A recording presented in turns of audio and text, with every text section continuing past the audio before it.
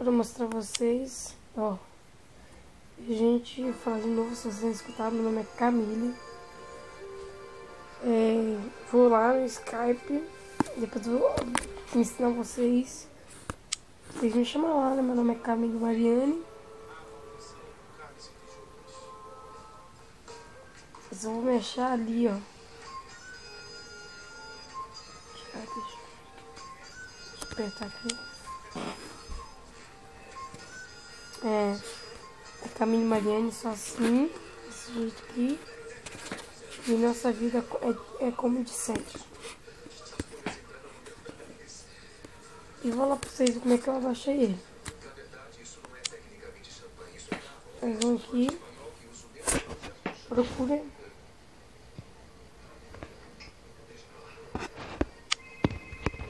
Procura.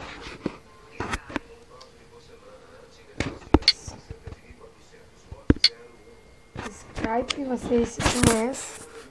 Aí vai apertar.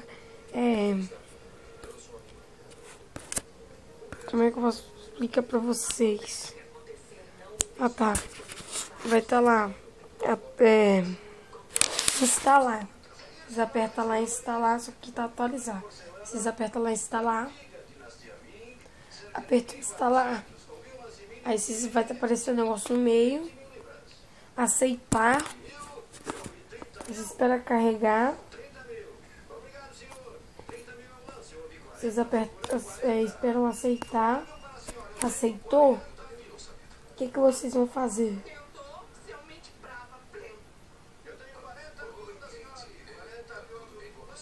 Vocês vão abrir, vão dar, quer ver, fazer uma conta. Como assim fazer uma conta? Vocês vão entrar lá. Gente, deixa eu ver se aqui não. Aí, deixa eu ver aqui não. Deixa eu achar aqui porque eu nunca saí dele. Aqui.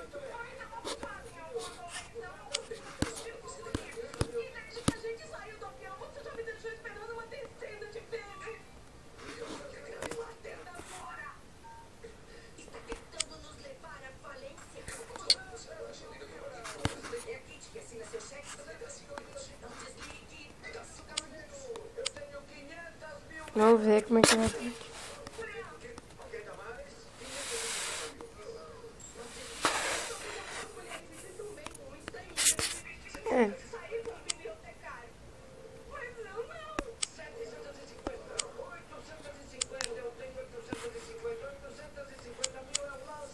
Então, aí vocês vão lá, aparecer lá, fazer conta. Meu Facebook lá também. Vai lá, um link, vai lá no Facebook e fala. Me procura lá, Camille Mariane. E no Skype, Camille Mariane.